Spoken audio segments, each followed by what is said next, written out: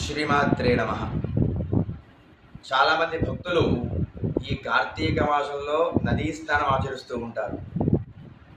ఈ కార్తీక మాసంలో నదీ స్నానం ఆచరించేటప్పుడు వారి యొక్క ఫలితాన్ని పిప్పలాదుడు అనే రాక్షసుడు స్వీకరిస్తూ ఉంటాడట.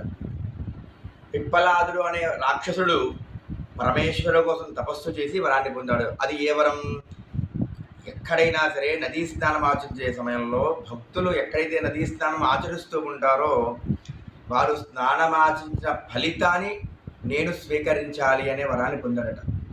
కనుక చాలామంది స్నానం ఆచరించే సమయంలో స్నానం చేసే ముందర కొద్దిగా మట్టి తీసుకొని ఆ మట్టిని పట్టుకొని చేతితో ఈ మంత్రాన్ని చెప్పుకొని కనుక నదిలో వేసి స్నానం ఆచరిస్తే ఈ మట్టిని పిప్పలాదుడు ఆహారంగా స్వీకరించి